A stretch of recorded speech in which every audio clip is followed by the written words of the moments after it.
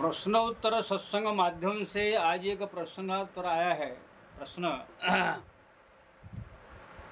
शिवम साहू उड़ीसा से।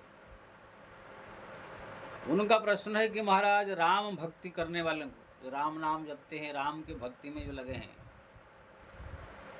इसमें गणपति का क्या महत्व है? गणपति की भक्ति भजन, उनकी जो है आशीर्वाद का कोई महत्व है राम भक्ति में?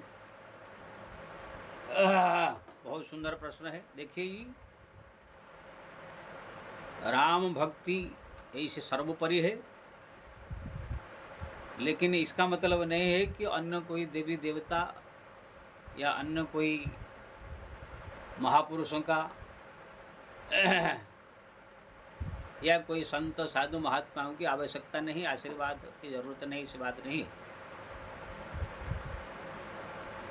राम भक्ति का मतलब सबका सम्मान है, आदर है, सबके आशीर्वाद की आवश्यकता है। गणपति जो हमारे पंचदेव में आते हैं, पंच परमेश्वर में, गणे नारायण रुद्रे अंबिके भास्कर तथा भिन्न भिन्न न कर्तव्यम पंचदेव नमस्तुते। गणपति ये है, सर्वशक्तिमान है, संसार की समस्त प्रकार वस्तु देने वाले हैं, विघ्न विनाशन करने वाले हैं, सब कुछ संसार की वस्तु दे सकते हैं। आशीर्वाद दे करके आपको जो है राम भक्ति में भी लगा सकते हैं। हाँ, उनके पास जो है मुक्ति देने का अधिकार नहीं है। भगवान नारायण के अलावा, उनके जो अवतार राम कृष्ण आदि के अलावा, संसार से जो उद्धार होकर के मुक्त हो जाने का जो है ये अधिकार उनके पास नहीं है। लेकिन इस संसार की समस्त वस्तु दे सकते हैं, समस्त प्रकार बाधा विघ्न दूर कर सकते हैं, बीमारियां दूर कर सकते हैं, संसार की वस्तु दे सकते हैं। और राम का जो भक्ति, राम के चरण में, भगवान नारायण के चरण में भक्ति बढ़े दिन दिन, ये आशीर्वाद भी दे सकते हैं। अगर आपने गणपति का उपासना किया, गणपति का भजन किया, उन प्रसन्न हो गए, उनसे मांगिए कि मेरा राम भक्ति जो है बढ़ जाए,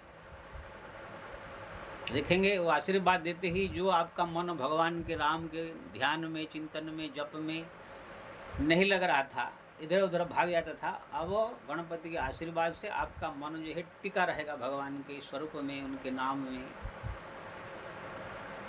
ऐसे बहुत सारे भक्तों के जीवन में आया है। राम भक्ति तो किया, कृष्ण भक्ति, भगवान नारायण के भक्त है वो, लेकिन दूसरे देवताओं का आशीर्वाद से वो लोग को राम भक्ति को जो है बढ़ा दिया है। सबसे पहला इसे उदाहरण देंगे विभीषण। विभीषण और रावण, कुंभकर्ण, तीनों भाई ने तपस्या किया, तीनों राक्षस है। विभीषण जो है, कुंभकर्ण जो है सोने का खाने का मांगा, रावण शक्ति मांगा, लेकिन विभीषण मांगा मेरे को राम चरण में, भगवान के चरण में भक्ति प्राप्त हो। तो ब्रह्मा जी ने तथास्तु कहा कि आपके मन में अचानक ही भगवान राम के प्रति श्रद्धा प्रेम उत्पन्न हो जाएगा। अब मेरी तरफ से स्पेशल रूप में मैं आपको वरदान देता हूँ, तुम अजर अमर रहोगे। ये उनका स्पेशल है। देखिए, राक्षसों के शरीर में रहते हुए, राक्षसों के बीच में रहते हुए भी विभीषण ने जो है भगवान राम का नाम, राम का भक्ति कर रहे थे लंका में। इसलिए स्वयं कहा है, सुनो पवन सुत रहनी हमारी, जिमी दसन न मह जीव विचारी। जैसे 32 दांत के बीच में जीवा विचारी रहती है, ऐसे मैं राक्षसों के बीच में रहता हूँ, राम भक्ति करता हूँ। परुभल वास नरक करताता, दुष्ट संग जनि देहि विधाता। नरक में निवास करना ठीक है, लेकिन दुष्टों का संग न मिले, ये जो है विभीषण जी का। दुष्टों के संग में रहकर उन्होंने भक्ति की है। क्यों ना, उनको ब्रह्मा जी का वरदान है, कहीं भी आप रहो आपका मन में भक्ति सदैव राम के प्रति रहेगा। तो ये वरदान का प्रभाव ब्रह्मा जी के आशीर्वाद से इनका भक्ति बरकरार रहा। अगर विभीषण को ब्रह्मा जी का आशीर्वाद नहीं मिलता, अपने आप ही राम राम राम राम करते अपना, तो मन उनका कभी इधर भाग जाता, कभी उधर भाग जाता, कभी उधर भाग जाता, कभी चंचल मन दिमाग से सब भगवान उतर जाते। तो ये ब्रह्मा जी का आशीर्वाद से विभीषण भक्त हुए। भूषणकाक जो 27 कल्प से अजर अमर है, 27 राम अवतार देख चुके हैं, अभी नीलगिरी पर्वत बद्रीनाथ के पास वहाँ पर निवास करते हैं। जिसका स्वयं भगवान शंकर बड़ाई करते हैं। तो पहले वो भगवान शंकर के भक्त थे, बाद में फिर राम भक्ति में आए। तो शंकर जी अब प्रसन्न हुए उनके ऊपर, उनका प्रसंग अलग है, बहुत लंबी कहानी है। क्या चाहिए? तो उन्होंने कहा मेरे को राम के चरण में अविरल भक्ति चाहिए, अरण्य भक्ति, जो मन हटे ना कभी। तो भगवान शंकर ने वरदान दिया भूषण जी को, अविरल राम भगति उर तोरे, बसी सदा अनुग्रह मोरे। तुम्हारा हृदय में अविरल यानी कभी खंडित तो नहीं होने वाला राम भक्ति तुम्हारा हृदय में निवास करेगा, हरदम भक्ति में डूबे रहोगे, ये मेरा आशीर्वाद है। तो आप देखेंगे 27 कल्प हो गया, हमारे जी भूषण जी अभी भी राम भक्ति में लीन है। कितने सब वहाँ पर जहाँ पर रहते हैं वहाँ पर पंछियों को सुदर्शन राम कथा सुनाते हैं, बड़े बड़े संत महात्मा भी आते हैं वहाँ पर सुनते हैं। गरुड़ जी भी गए थे उनकी राम कथा सुनने, तुलसीदास जी को भी दर्शन दिया था। तो देखे भगवान शंकर के आशीर्वाद से ये राम भक्ति पाए। भगवान शंकर स्वयं मुक्ति नहीं दे सकते हैं, लेकिन वो राम भक्ति में लगा करके भक्ति दे सकते हैं। ऐसे ही जो है ब्रह्मा जी स्वयं मुक्ति नहीं दे सकते हैं, लेकिन विभीषण को भक्ति में लगाए।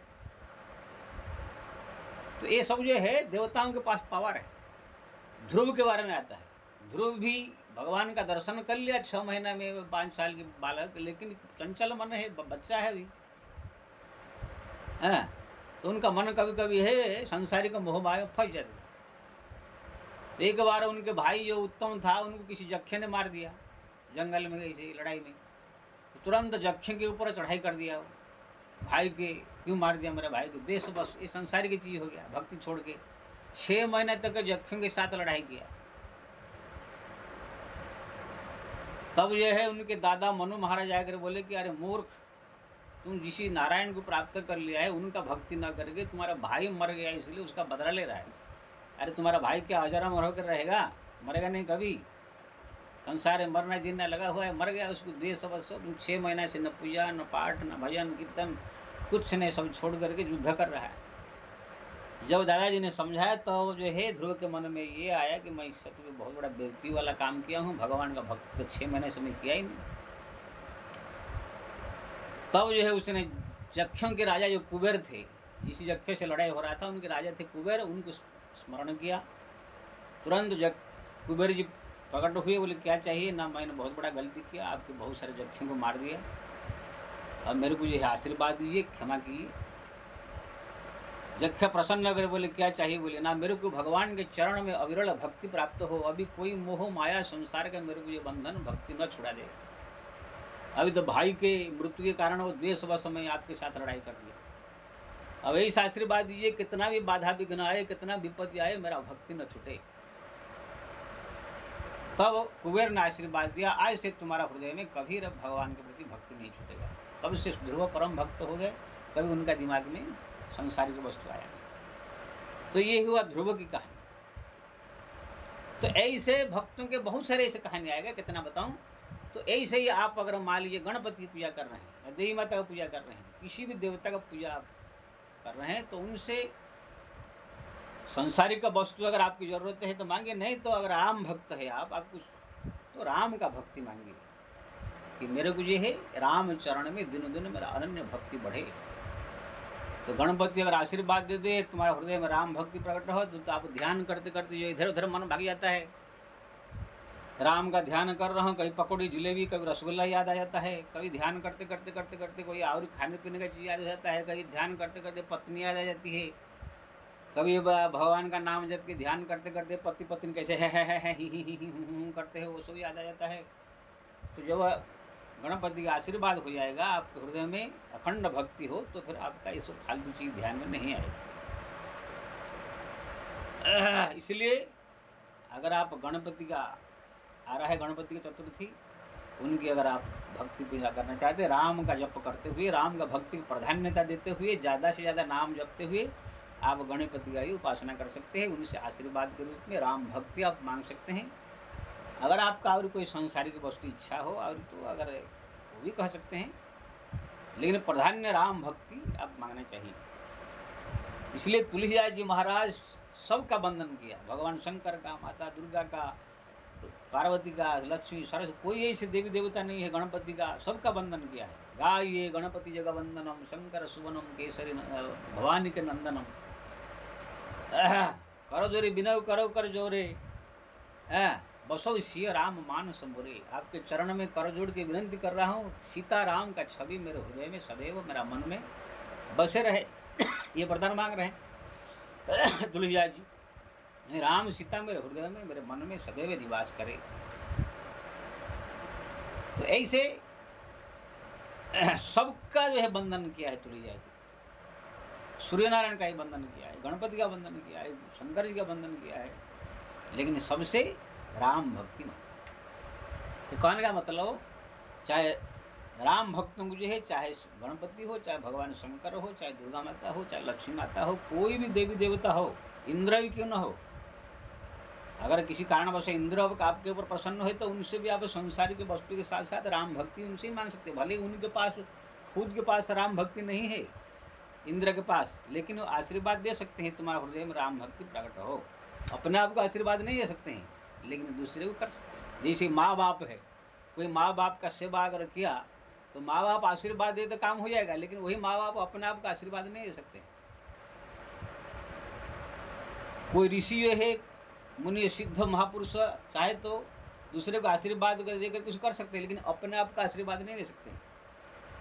तो कहने का मतलब ऐसे ही जो है आप गणपति का उपासना करके उनका भजन करके भगवान राम की भक्ति को प्राधान्यता देते हुए ज़्यादा समय देते हुए थोड़ा समय उनकी गणपति का उपासना करके उनके भी राम भक्ति का आशीर्वाद प्राप्त कर सकते हैं। जय श्री राम।